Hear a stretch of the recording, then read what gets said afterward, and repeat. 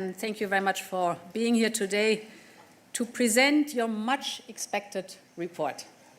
The report on the competitiveness of the European Union, and I think no one was better placed than you, dear Mario, to carry out a thorough analysis of Europe's competitiveness and, of course, how to improve it. I think your track record speaks for yourself. I do not have to introduce you. A year ago, I asked you to prepare a report on the future of Europe's competitiveness with recommendations to tackle the economic challenges we face at home and to reach a stronger position in the world of tough economic competition. And since then, the topic has even gained momentum, especially with the impulses of the EU leaders in the European Council. Now I think there's a wide consensus that it must be at the top of our agenda and at the heart of our action. Throughout this year, dear Mario, we had the pleasure to meet very often and to have an intensive exchange. We shared analyses of the economic situation, started shaping solutions. This was facilitated by our agreement on two fundamental principles. The first is the only way to ensure our long-term competitiveness is to shift away from fossil fuels and towards a clean, competitive and circular economy. The second principle, our efforts on competitiveness must go hand in hand with increased prosperity for everyone in Europe. All the transformations that we will set in motion must be fair, and we can build on our very successful social model, the social market economy. Now, our exchanges over the past months have certainly also enriched my political guidelines, and your findings will continue, of course, to inspire our work for the next months and years to come. So let me just deep dive for a moment and then hand over the floor to you, dear Mario. There are three key examples I want to focus on. First, to be competitive, we need to master the clean and digital transition. We set the basis for this, as you know, the clean and the digital transition in the first mandate, in my first mandate. Now, of course, it's time to see it through. We must support our industry to go through decarbonization, through innovation, and turn this into a competitive advantage. And this is why we need to act on all the principal levers that are at our disposal. That is bringing down the energy prices, mobilizing public and private investment, improving the business environment and cutting necessary red tape. Second point, we totally agree that we need more skills because technologies are only as good as the people designing, producing, and of course operating them. So we need to step up investment in skills, and we need to bring more people into the job market with the skills that are needed for the clean and digital transition. And finally, let's not forget that to be competitive, we need to be resilient. We have gone through multiple shocks in the past years, and we've been working on building more robust industrial value chains, especially when it comes to security of supply. Key concepts here are access to critical raw materials, to essential components, strong energy and digital grids, just to name a few. But this is certainly not the end of the road, so I'm very keen to listen to your ideas, dear Mario, and the floor is yours. Thank you. Thank you, Madam President. I would really like to thank you for the task you gave me a year ago. We didn't expect it would take a year, actually. I remember the first conversation I had by phone with your head of cabinet. He said, well, what do you think about February? That was September. So I said, well, no.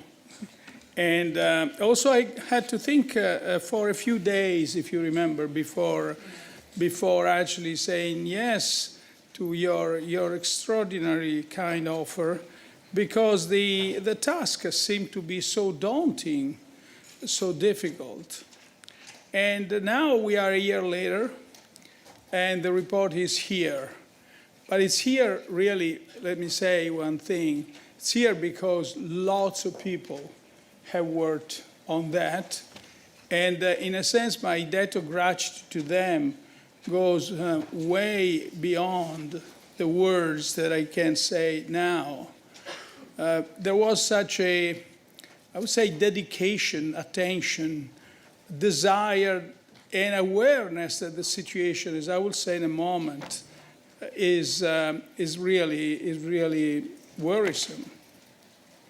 And let me thank first and foremost the Commission team and the commissioners and the senior management of the Commission for their support all throughout the journey. But there are also lots of other people outside the Commission that I have to thank. People who come from the academic community, from the corporate world, from the social partners, the European Parliament, member states. And I should say that from each and every one of these conversations, I learned a lot. And when they say that the experience is in the journey, that is exactly what I lived through, and I'm really thankful to you for this.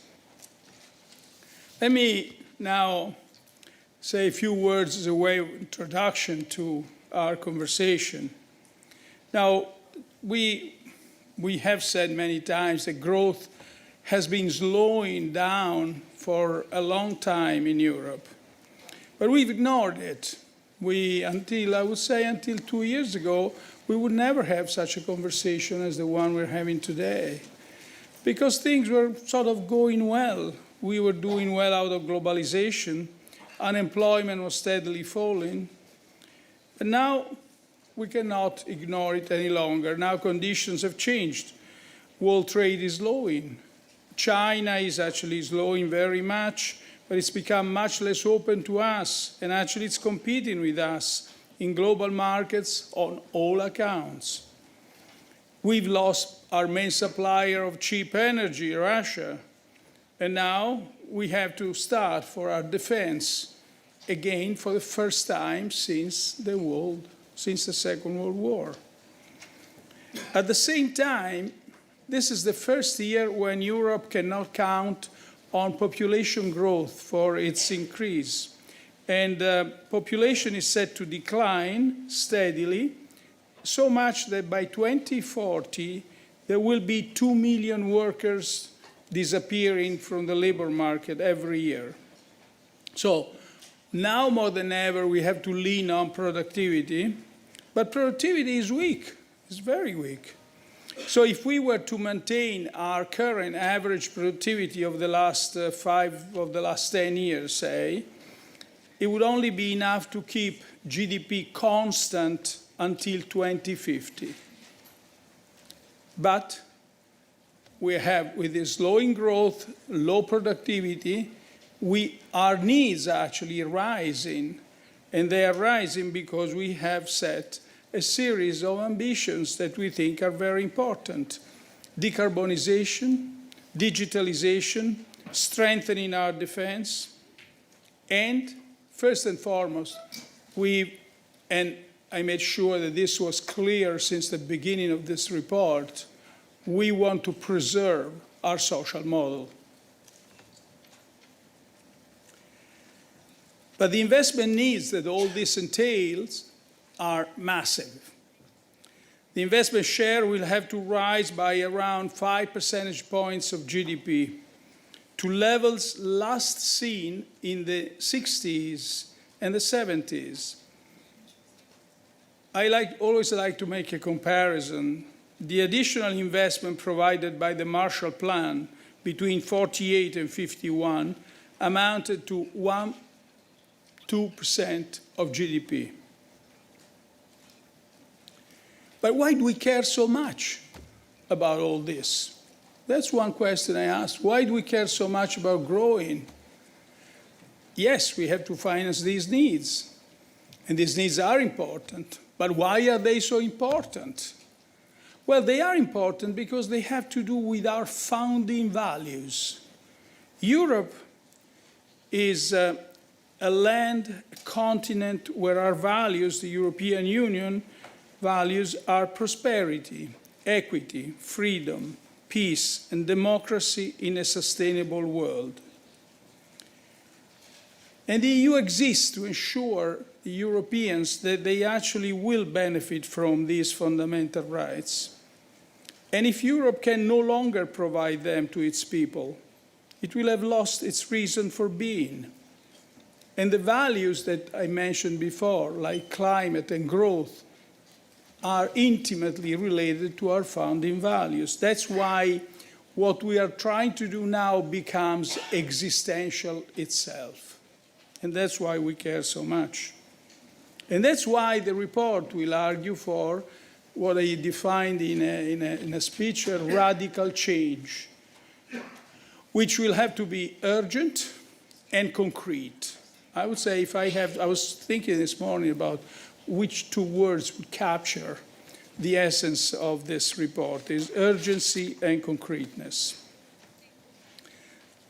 This report presents a new industrial strategy for Europe based around three main areas for action. By the way, this report is granular. It's concrete, as I said, it's granular. It contains around 170 sort of proposals. If we only look at the general proposals, then there will be sub-proposals of different kinds. Let me also reassure you, we are not starting from zero. That's why we have hope, a founded hope of being able to do what this report argues for. We have strong education, we have a healthcare system that works. As I said, we have good welfare system, and then we have lots of specific strengths, talent. And here I come to the very first driving line of their support. Namely, we want to aim at closing the innovation gap with the United States. Innovation is the first pillar of the report.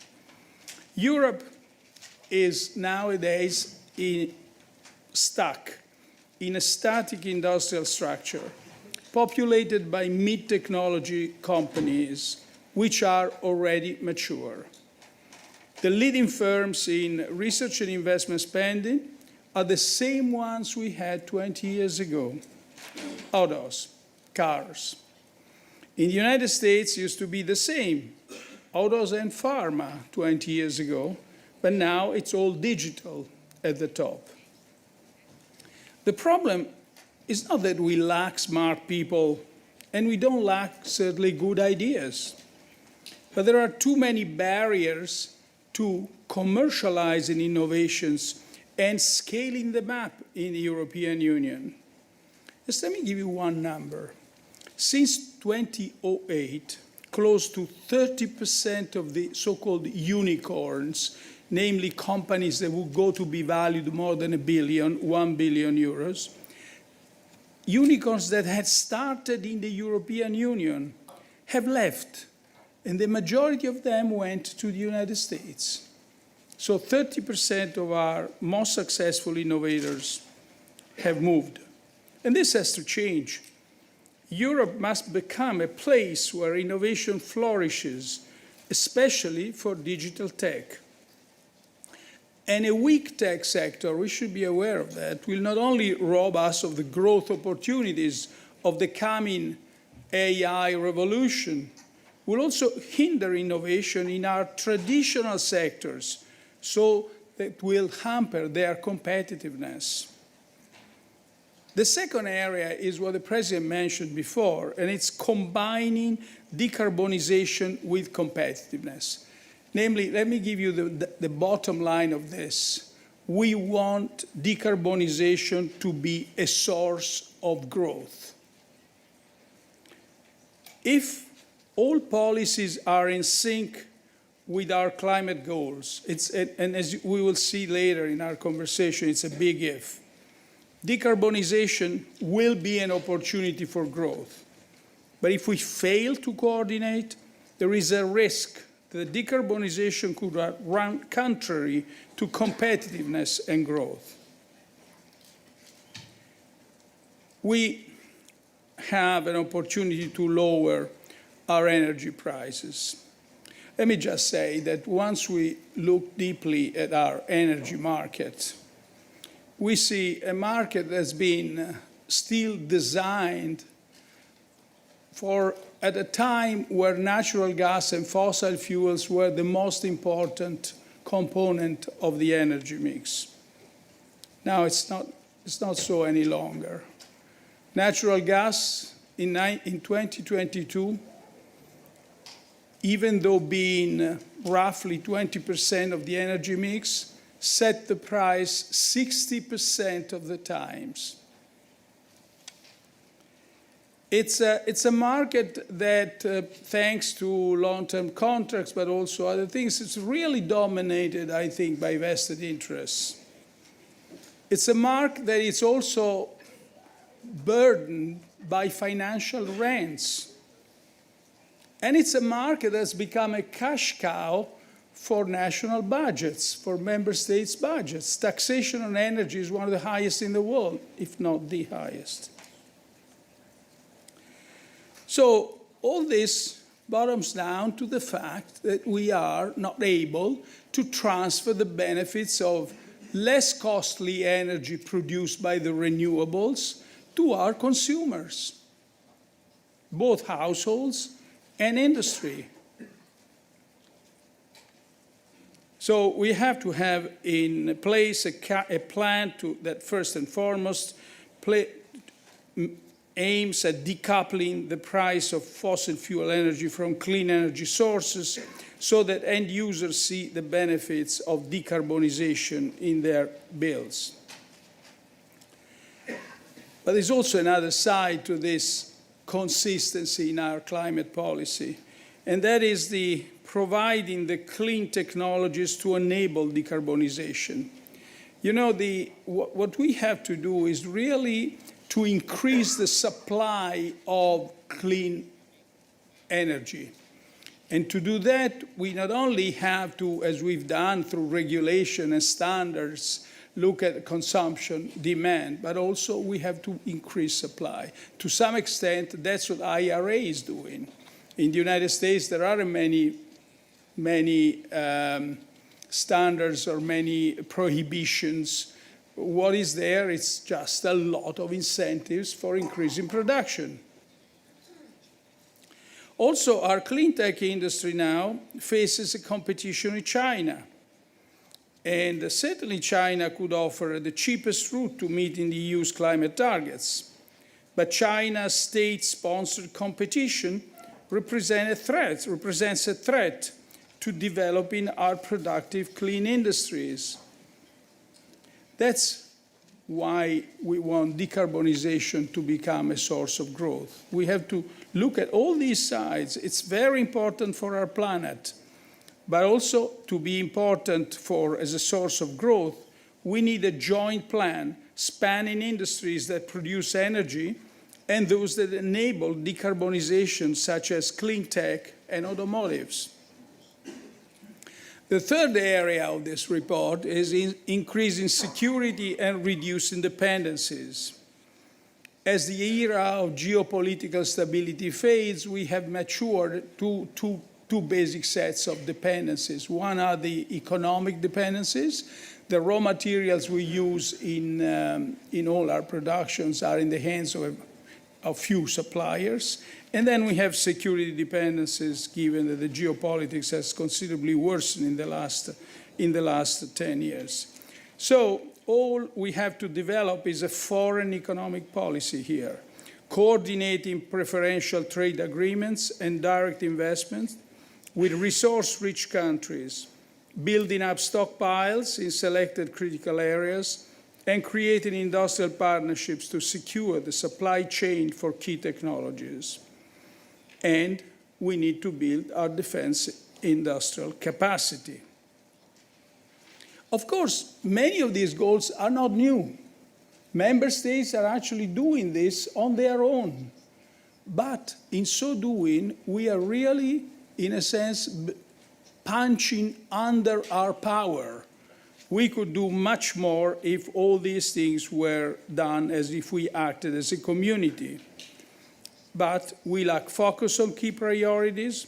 We don't combine our resources to generate scale, and we do not coordinate the policies that matter. So in each of these areas, the report identifies the root causes of the EU's weakening position, focusing on key strategic sectors and key horizontal policies. And we lay out a series of proposals to restore the EU's competitive strength, and we organize all this according to priority. We are not presenting a vision of Europe for the future. Well, we may also do that, certainly. But most of the proposals are designed to be implemented quickly to make a tangible difference to the EU's prospects. Finally, to carry out all this strategy, two big questions have to be answered. First, how can we finance such massive investment needs? And second, how can we coordinate policies in a new way? Well, you know, when we start discussing, I take a few more minutes, Madam President. Yes, of course. It's just, when we start discussing all these investment needs, then naturally some of the participants to the discussion were macroeconomists, not micro.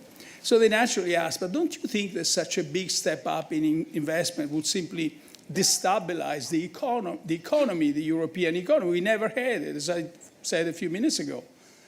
So what we did was to ask the IMF, the research department of the IMF, and the European Commission to run two independent simulations of a step up of this size. What would it do to the European economy? Would it be possible? And basically, we came out with the simulations are slightly different, but they basically come to the same conclusion.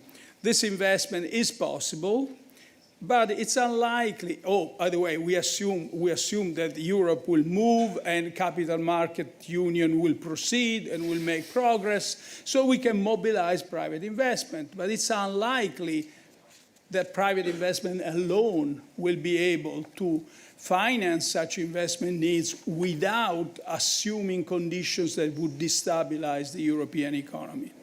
That is one answer. Well, the second thing is actually also quite interesting. The more member states, the more European Commission work to, for example, to fight the fragmentation of the single market, the more member states will reform themselves to increase productivity. Well, this is pretty natural, but to see it in a model makes a lot of effect. Well, you need much less public support. But in general, common funding will be needed for key projects, will be needed for grids, will be needed for breakthrough innovation. And with common funding comes the big question that is not big in the report because it appears only as an instrument to achieve the objectives. And the big question is there need of safe common assets?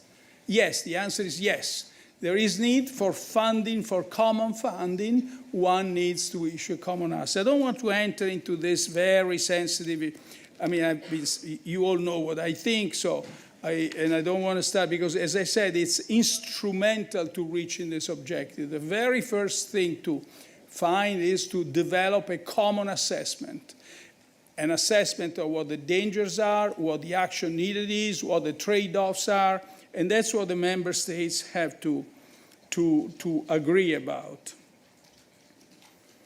And finally, we present proposals to make the EU's governance more efficient, and they are designed to help us to decide faster and with more coordination in key strategic areas. One underlying, we can develop this in the Q&A if you want, but one underlying point of this is that a more stringent, more effective, stronger application of the subsidiarity principle ought to be in place. And then we suggest things on how this could be done. I think there is, by the way, just to give you a sense, we produced between 2019 until now something like 13 pieces of legislation. The United States, the same amount of time, produced, I think, 3,000, I said 13,000. The United States produced 3,000 pieces of legislation and 2,000 resolutions. So, I mean, that makes you think. Can we do a little less? And can we be a little more focused? Well, I think that's what I want to say. The point is that we have to understand we are becoming ever smaller relative to the challenges we face. For the first time since the Cold War, we must genuinely fear for our self-preservation. And the reason for a unified response has never been so compelling. And I am confident that in our unity, we will find the strength to reform. Thank you. Thank you. We'll now move over to the handing over of the report. Yes. Mario. Thank you. Thank you. Really happy about that. I take it now. Yes. Doesn't want to let go. Voila.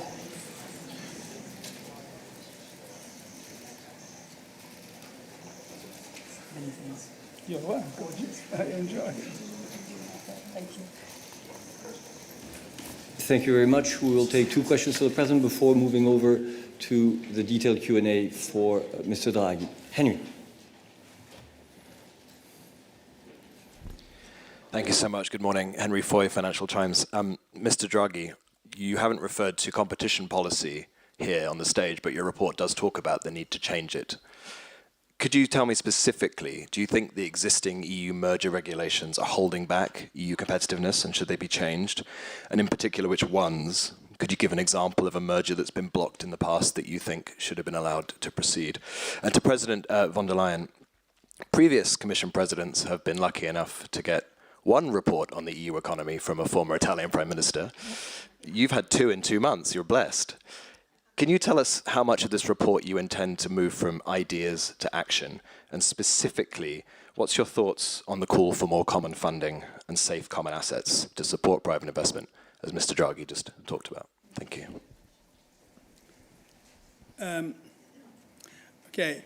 Well, the sort of advice we produce in the report as far as competition policy is concerned is that it should have in mind two new dimensions. One is innovation, and the second one is resilience. We propose the discontinuation of the exemption of the state aid. State aid should be used for projects of common interest, or more generally, commonly funded projects, cross-border projects. But it should be stopped for other things because it basically fragments even further the single market. And especially when we talk about public goods, public common goods, they should be pursued by all the member states together. So innovation and security and resilience are the two main recommendations, areas of recommendations. We also recommend competition be more forward-looking rather than more sort of forward-looking and rather than prudential in a sense. And I think that's about it. And of course, the other thing that we recommend, but that's pretty obvious, is that it shouldn't take that long to get a decision and to get an answer. when you send a letter? Yeah, let me come to your question. Indeed, a lot will flow and has flown already into the political guidelines and will flow into the mission letters. And let me give you a few examples. The big topic, we want decarbonization as a source of growth. Here, a circular, competitive, a decarbonized economy basically is mirrored in the industrial clean industrial deal that we are working on. Mario, you call it a joint action plan on decarbonization and competitiveness. So it's basically the same idea we're pushing forward. Here, with very concrete proposals and the view from outside on the state of play, but not only the analysis, not only the diagnosis, but also concrete elements. The skills topic is a huge topic where, of course, we have put a lot of emphasis in the political guidelines, and more will flow into the mission letters. The same goes for energy prices. We have been speaking a lot about that. And here again, an in-depth analysis that we have now with the Draghi report and concrete proposals. Research and innovation at the heart of our economy. This must be mirrored also in the mission letter and the work program of the Commission, because this is the driver of competitiveness. On defense, the fact that I will assign a full-fledged defense commissioner speaks for itself for the importance of the topic. But of course, much more commissioners also will be involved to push forward the topic of defense. Now, what the financing is concerned, I think you did a perfect plaidoyer. I do not want to repeat it, but a very perfect plaidoyer about the investment needs that are there, and that common funding will be needed for certain common European projects. The task is now to define these common European projects. You spoke about defense. You spoke about the energy grids cross-border. Crucial. And indeed, what we have to do is look at the political will to have these common European projects and then define are we going to finance them through new national contributions or other national contributions or new own resources. The proposal of the Commission is on the table of the Council, so we can work on it, but we have to make up our mind how to give it the push. You said urgent and concrete. Your report is how we give it the push that is necessary. Lots of recommendations also, if I look at the letter report for the single market and the barriers in the single market to work on. And you, Mario, you referred to the single market. You said, provided that the fragmentation of the single market is reduced, the barriers are reduced, we can move forward. And then the final point, of course, that for the member states, all these steps will lead to a state where the fiscal situation of the member state is improved, although there was investment at the beginning, but the return of this investment leads to a stronger fiscal situation of the member states, and therefore this should be an incentive really to work on what you outlined. Okay, Euronews. Hello, Jorge Liboreiro with Euronews. Madam President, from what I understand from your words, you seem to be opening the door to common financing, to issuing joint debt in your next mandate, and you also talk about political will. But this idea remains very controversial, very divisive, including in your home country, Germany. So how exactly do you plan to overcome this resistance or downright opposition to the idea of joint debt? And for Mr. Draghi, one quick question on China. We've seen in the past years the European Commission taking a lot of action on China. Do you think this is the right track? Do you think the Commission should go harder or softer on China? Thank you both. I want to be very clear. First, the common priorities. If we define them, and we are clear about this, is a common European priority, then it has to be funded by common European money. And there are two ways to do that. The national contributions, the whole budget, or most of the budget, does consist of national contributions, or new own resources. So both ways are possible, and the new own resources are a strong incentive also for a common European funding, and we have to look at both. And then there has to be the political will of the member states. How are we going to be moving forward with the common European projects? On the second question on China, let me just step back a moment. Europe is the most open economy in the world. And therefore, when the rest of the other parts of our former partners, current partners, don't play according to the rules any longer, we are more vulnerable than others. But we are more vulnerable both to inaction and to action. Because if we act too much, we have retaliation. So the conclusion on this that the report draws is that trade policy, we need trade policy, but trade policy has to be pragmatic, cautious generally, pragmatic, specific on a case-by-case, and defensive. That's the way I would answer your point. You asked me softer or harder.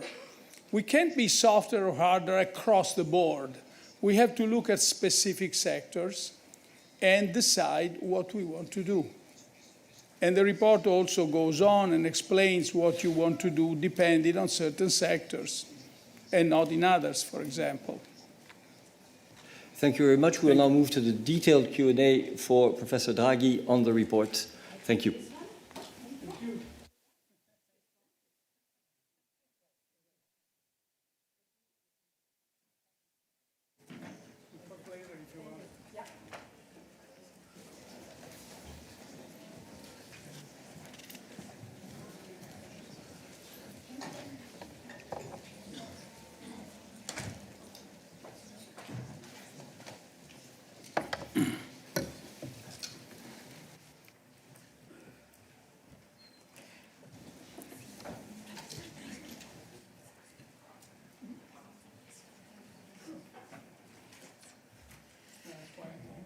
Great.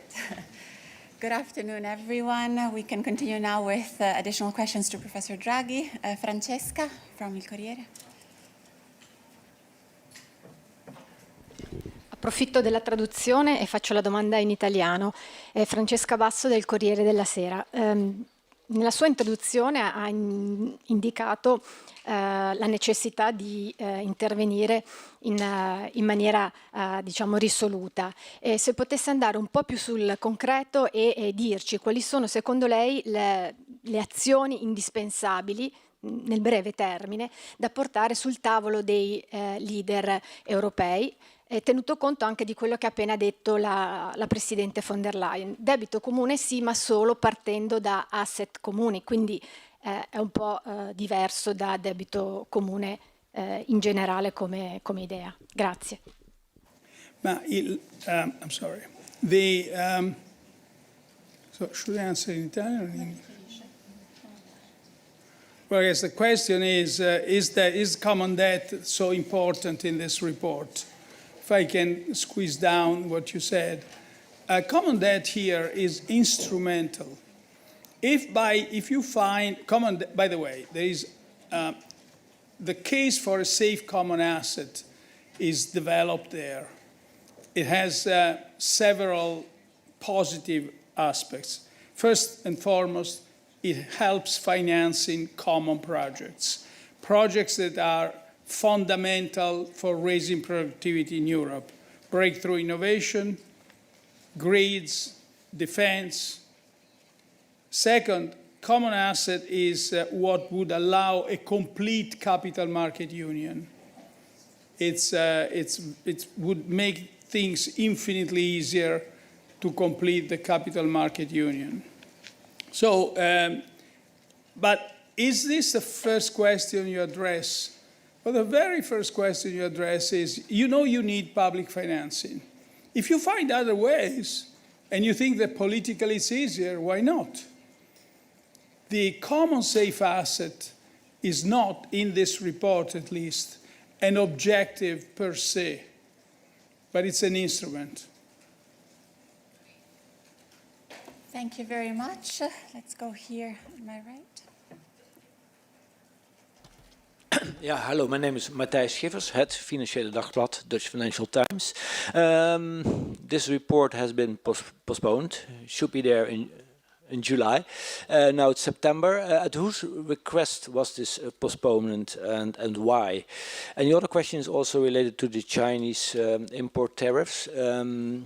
You say there can be circumstances, that's at least what I read in the report, there can be circumstances it's better to let other states finance an industry so that the European consumers have access to this industry as well. Do you think this goes for the electric vehicle industry? Thank you. Now, the report identifies four different situations. One is the situation of sectors where the comparative advantage that Europe might have had 20 years ago is gone. It's gone completely, and there is no way to recapture it unless through an immense subsidy with a big cost for the taxpayer. An example of that is solar panels. Then there is another situation, another contingency, where you really care about keeping jobs in Europe. And you don't care so much where this technology comes from.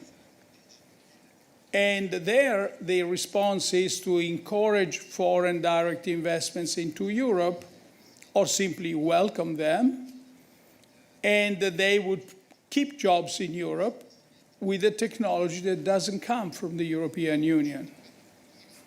And then you have a third sector where you really have to ask yourself, would I want to have this piece of production of technology produced elsewhere? And you want to protect the resilience of the production chain. So you want to make sure that production, in case of wars, in case of trade disruptions, let me give you an example. There is years ago, a very important steelmaker, European steelmaker, had relocated a special steel production somewhere else, in another part of the world. This steel is necessary to produce a transformer which enters into many different technologies. When the Houthi disrupted trade during the period in which that disruption was so intense, this piece of steel could not be imported in Europe, and the production of transformers had to be suspended for a long period of time. I found that a very telling example of why you want to retain certain productions for the sake of security. It's quite clear that we didn't have these problems about, say, 5 years ago, when we thought that all countries were more or less friends. And so we were pretty secure about the geopolitical and economic supply chains, supply lines of production. And then you have a fourth instance, when you have the infant industry. In other words, you want to have a small industry, you want to develop technology, you think it has great potential, but it could be easily destroyed by state-sponsored competition from abroad and subsidies.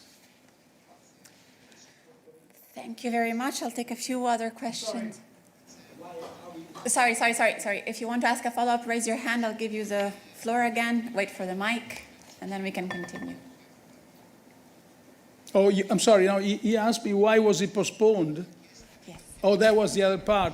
Oh, there was simply no reason. I mean, the overall process at that time, even of the new parliament and all this, was not in place, and we continued working on the report. And it has come out, I hope, a much better report with 2 more months than with no 2 more months, with no 2 months. So that's the reason. No special reason behind this, other than that. Thank you very much. I'll take a few other questions from the press room and then a couple also from remote. Marco Bresolin. Thank you very much, Marco Bresolin, La Stampa. In your introduction, you said that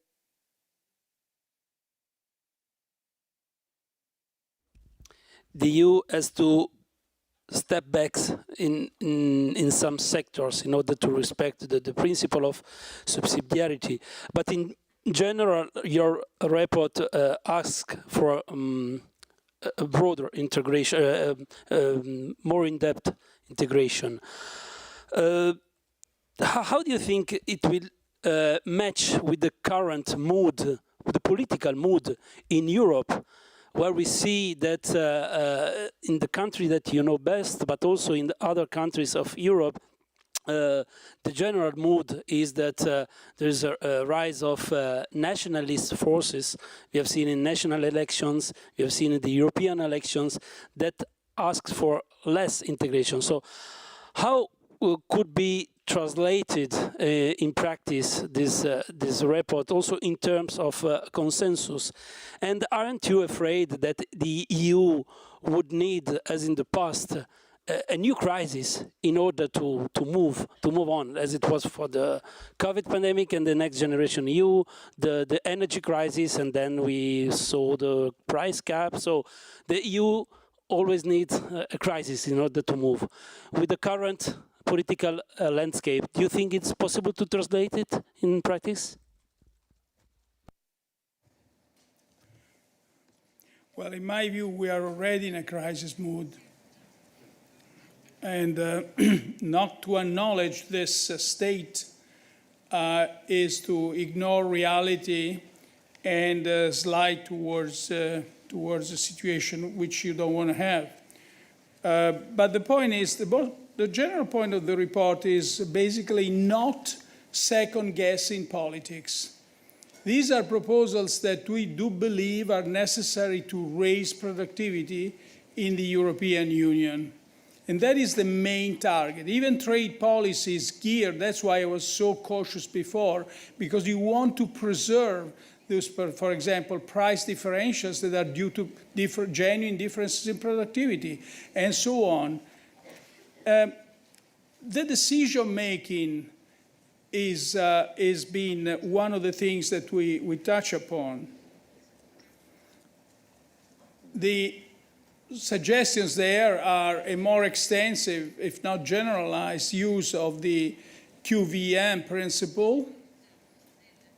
But, you know, there are certain things that are so important for the future of the European Union and for its individual member states, where you may really want to go on in coalition of the willing, as someone used to say a few years ago, in a different context. And there you can move by enhanced cooperation under the enhanced cooperation framework, or even by intergovernmental treaties. The urgency is there. In my view, it's wholly there. By the way, I'm looking forward to presenting this report to the leaders in the European Council. So they will be in a sense, the ones that will have to answer your question with practical decisions. But certain issues are so important. I mean, the fact that we cannot collectively defend ourselves if we are attacked, it justifies moving forward. It's always better to move forward all together. But if we cannot, we'll have to find other ways to move forward. Thank you very much. Thank you very much. We'll continue with a question here from the front and then take more. Hi, it's Nacho Arcon from the Spanish newspaper El Confidencial here in the front row. You said that when you were talking about safe asset, you said like this is you talked about it as the logical conclusion of the financial needs that the European Union needs to take if wants to address the situation. But you said that we are not talking a lot about the safe asset because we want to talk about the diagnosis. And if the member states reach a common conclusion on these diagnoses, do you feel that if they reach that logical conclusion, the next step logically would be the common asset? I mean, that the common asset will come with an agreement on the diagnosis, and that it's needed this first step, and then this second one will come logically and naturally after that same conclusion. Thank you. Well, that's in a sense the logical reasoning of the report. Now, of course, between assessing the need to act, and financing the action, and deciding how much is going to be privately financed, how much is publicly financed, and discovering that the more you, for example, improve on the single market, the more responsive will be the private capital markets, and therefore the need for public financing is going to be lower. And then at the end, you still need to finance common projects like grids, for example. You see, I deliberately want to make all this chain to show that before you reach that stage where you have to find agreement about a common safe asset is maybe a long time, maybe a long period of time. But on the other hand, there are common projects like grids that cannot or hardly can be supported by, or at least in the initial stage, it's hard to think they can be supported by private money. In which case, the case for public money becomes pretty urgent.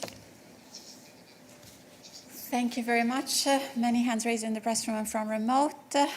Jack Barrock, if you have the floor. Thanks so much, Ariana. Jack Parrock with Deutsche Welle here. Thank you. Hiya. Thanks for the press conference. My first question is about the pressure you've perhaps been under while writing this report. I wonder if you can explain to us how much lobbying has come on you. There's huge pressure on the Commission President, especially from German car makers, for instance, to find a way through to support them. I wonder if you can explain how much pressure you felt, lobbying pressure, during this report. And also, as a sort of second part of that, this report is not gloomy, but it's certainly not positive. And you talked about the unicorns being bought up by the Americans. Are you not concerned, or were you concerned when you were writing this report, that sort of making these statements might actually encourage a further flight out of Europe and actually decrease investment overall? No, I mean, this is like saying, I mean, you have someone who's ill, you tell him what is the illness, and then he gets even more ill because you told him what the illness was. So there is no logical follow-up in this, basically. No, I think it's just the very first thing, listen, in anything, is just take stock of how the situation is. Don't lie to yourself. I think that's the best rule. I think you would all agree in all circumstances. So that's where it started. Second point, lobbies. Frankly, no. I didn't have absolutely no pressure. And in any event, the overall team and the number of people that have contributed assured a completely independent process of analysis. By the way, the list of all the people we talked to, the organizations, et cetera, will be on the website in the afternoon. So. Thank you very much. I'll just take 2 or 3 questions online, and then I'll come back to the press room. Frédéric Simon. You need to press on speak.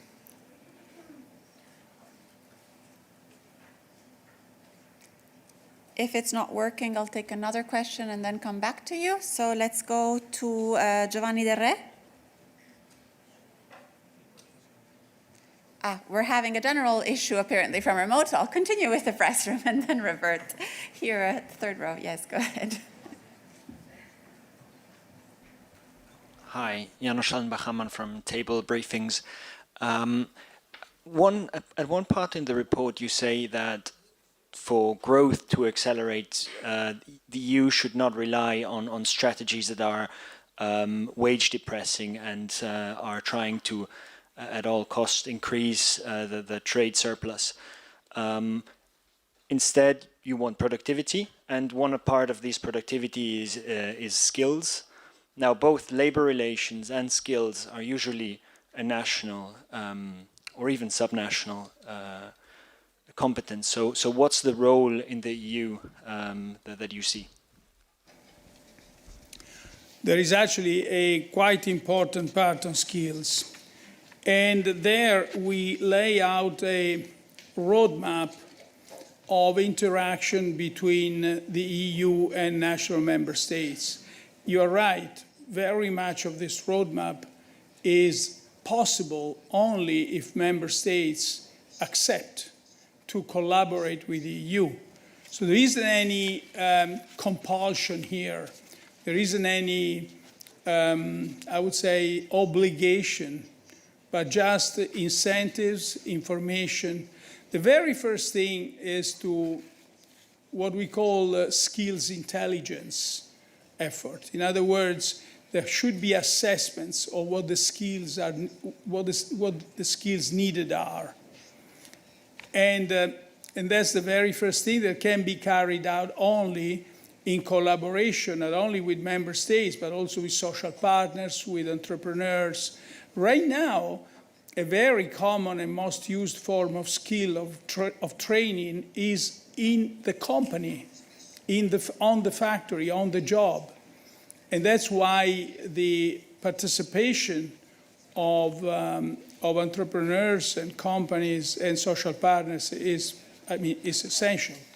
There's no plan without them. It's also there is a deliberate prescription about dedicating a share towards adult learning and vocational training, focusing on strategic sectors and occupation. And there's also now, all this implies incentives rather than obligations. And there is also a part which is dedicated to ex post evaluation of how effective all these training programs are. I think this is going to be one important part, the assessment of effectiveness and comparisons across member states of the training programs. Thank you very much. For the colleagues connected from remote, we're having some technical difficulties, so unless they're solved in the meantime, I would suggest that you briefly type your questions in the chat, and I'll try to read a few so we can answer a couple of those as well. And we continue with the press room at my right, second row.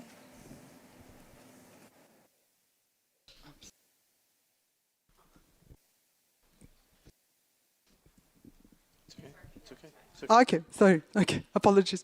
Maria Vassiliou, Greek newspapers, Tane and Tovima. I would like to ask you rather a simple question, taking a bit further the sense of urgency you have been talking about. Would you say that this is do this or die moment for Europe? Do this, I mean, implement your report or die? Thank you. No, I don't think so. There's nothing. It's do this or it's a slow agony. I mean, think about when we look at something like a very simple thing, how much money do European Union households have when compared with US households? Well, real disposable income in the last 15, 20 years in the United States has grown twice as much as in Europe. And I could go on and on and on, showing different metrics to make this case. So it's going to be a slow agony. We're becoming, and think about the fact, what I said at the beginning, population is declining, and by 2040, 2 million workers a year will disappear from the labor market. So we're going to be a society that basically shrinks, and it's all, I mean, the impression of a sudden death is concealed by the fact that we are less and less.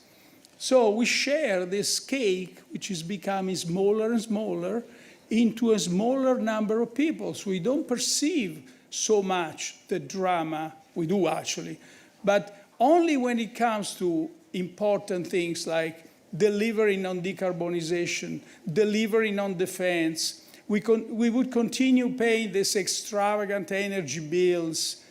Only when we come to that, we would realize how lack of growth is important. Thank you. I'll take a couple of questions from remote, meaning that I will read them out since we have a technical glitch. The first one is from Frédéric Simon. Mr. Draghi, what is your assessment of the EU's emission trading scheme? Is this something you believe is hindering Europe's competitiveness? I'm sorry, what is my assessment? The EU emission trading scheme, ETS. Yeah. Is this something you believe is hindering Europe's competitiveness or, on the contrary, helping it? And do you believe it needs to be changed? And then, second question, somehow related, do you believe a reform of the electricity market is necessary to decouple the price of fossil fuels from the price of renewable and low-carbon energies? Yes, well, I gave the answer to the second question already. I think it's absolutely necessary, because otherwise the benefits of a less costly energy produced by renewables are not reaching the final users, namely households and companies and industries. On the ETS, no, I don't believe that. I think it's been a measure which is important for reducing emissions. I think it's been an effective measure. The thing to keep in mind on climate, again, is to make sure that all policies are aligned. So climate policies are aligned with industrial policies, and these are aligned with trade policies and so on. To make an example, we asked the car producers to stop the ICE by, if I'm not mistaken, 2035.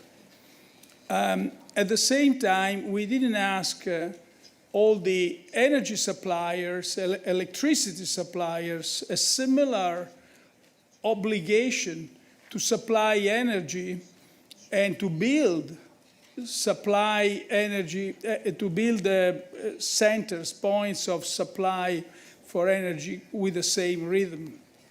Well, that's a serious misalignment, because what happens now is that if we look at 2035, we ask ourselves how many columns for supplying electricity to EVs have to be produced in order for that target to be reached in 2035. We come out with a very, very sizable number, and so on and so on. But it's true in all things. In trade policy, for example, we often tax. We have a tariff on some sort of input into the production process to kind of trying to level the playing field with the Chinese.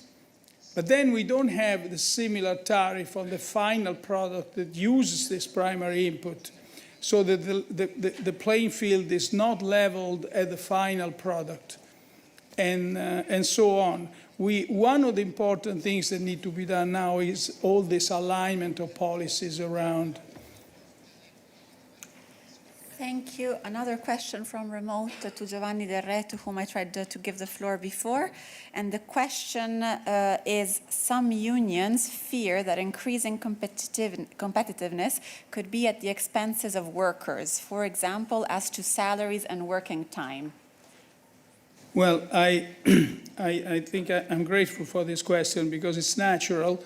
that after 40 years, 50 years of talking about competitiveness and translate lower labor costs, translate lower salaries, translate more flexibility, and so on, people are naturally used to think about competitiveness in those terms.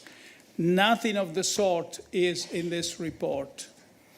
The reasoning is very simple.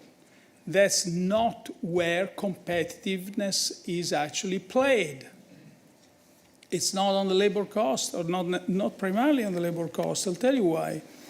We look at growth, we see this difference. Then we ask ourselves, why is that so? Then we look at the US economy, and we see that most of the productivity is concentrated in the high-tech sector. So we did this experiment. We took the high-tech sector out of the US economy, and we asked the question, how are the two continents comparable? How's productivity now? Well, as a matter of fact, in the European Union, productivity has been slightly better than what it was in the United States, if you take the high-tech sector out.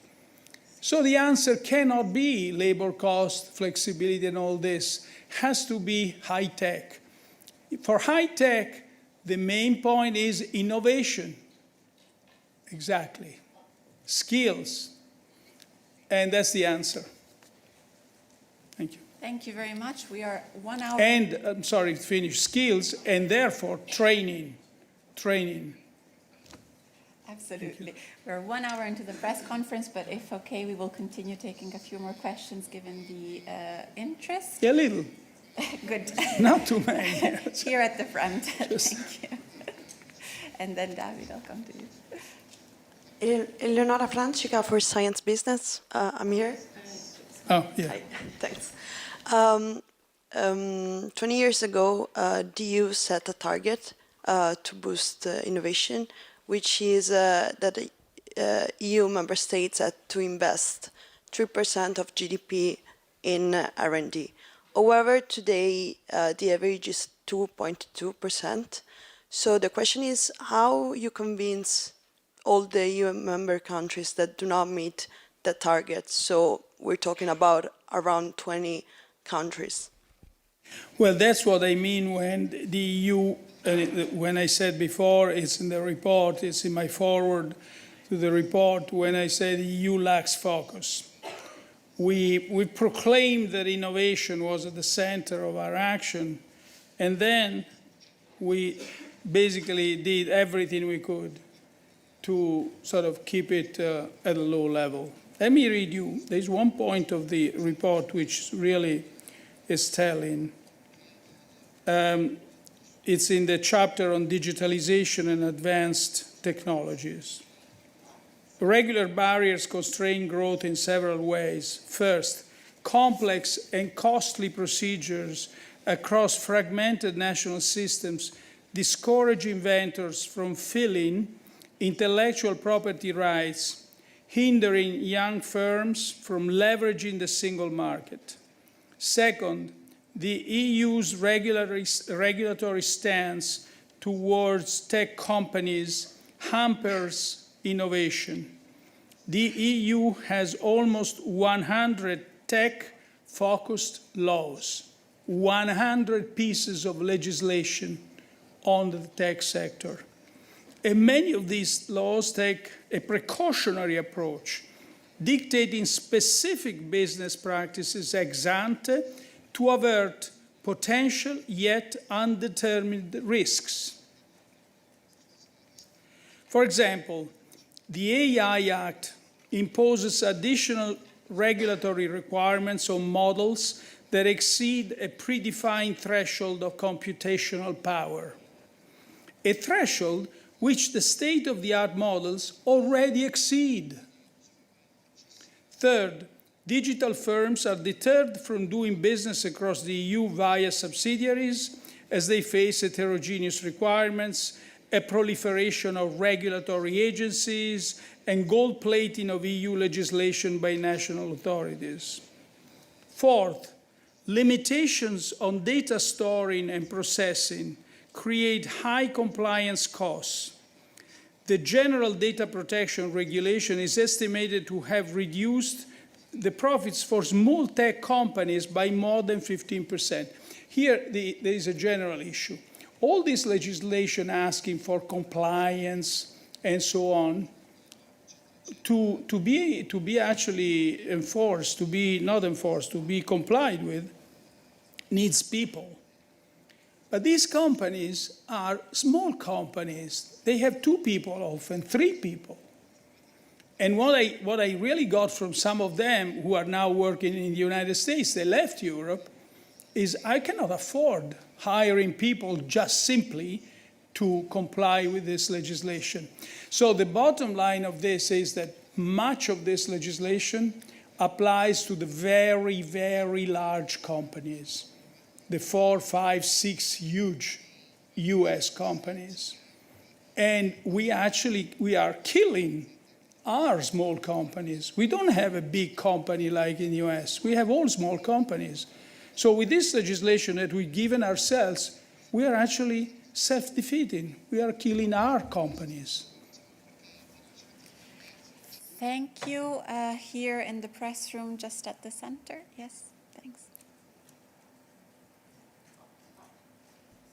Hello, Thomas Muller-Nilsson at Euractiv. I have a question about the areas, the industries in which Europe has fallen too far behind. So I was very struck by one part of the report where you're talking about trade policy.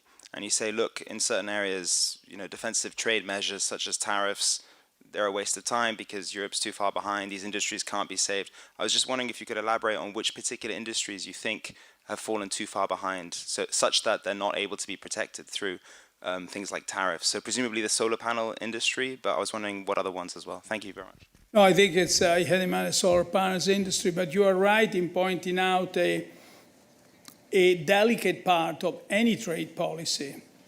I'm not suggesting, just want to be clear on this, that this report is advocating the choice and the defense of national champions. It's neither advocating that a sort of a granular selection process of which sectors should be taken care of or should be abandoned is there. No, nothing of the sort. There are just some, especially in the space of climate decarbonization and industry, there are sectors that actually are either too exposed or basically have to be looked at with attention. But I wouldn't expect that we go into other parts of the economy and decide you yes, you no, and so on. Many thanks, David. Grazie Arianna. David Carretta, Radio Radicale. First question in English, if I may, it's on the investment needs. Do you think that national contribution to the EU budget or new own resources or old or own resources are enough to fund the common priorities that you have indicated in the report? La seconda domanda in italiano, se posso. Come spiegherebbe a un cittadino comune nella strada, così come a un primo ministro al Consiglio europeo, perché queste cose vanno fatte rapidamente, urgentemente, concretamente, come ha detto? Now, the first question is, well, it depends on how much member states we want to contribute to the MFA, to the EU budget. If the contributions I don't think the contributions can be, let's be realistic, can be as generous as being adequate to finance the grids project, for example. It can be helpful, but that sort of big pot, the EU budget, also tends to be, and this is one other prescription we have in the report, it's not focused, it's highly fragmented. The risk that all this money goes into different channels is high. So one thing that is actually advocated here is a reform of the EU budget to make it more focused. And incidentally, a big chunk of the EU budget, this is not necessarily an answer to your question, but it's one interesting part that is worth explaining. One big chunk of the EU budget is cohesion funds. If we are, as we want, to move forward on the innovation path, unavoidably there will be clusters of scientists, industrialists, like we already have some of them, by the way. The fact is they're smaller and concentrated. So there is an issue of regional cohesion here. But then the answer about the cohesion fund, I mean, there is a suggestion. The cohesion fund at that point should be used in a different way from the way they are, or somewhat different way, from the way they're being used now. Into what? Well, into digitalization, into transport, into education, into connectivity. So, but that's a long answer to your question. The answer was the first part of my answer too. The second one, how would I explain? I think I did it enough before. I mean, the fact that you're becoming poorer every year, isn't it a good explanation? The fact that anybody in the world attacks you, you cannot defend yourself. The fact that you are just falling behind in educational standards.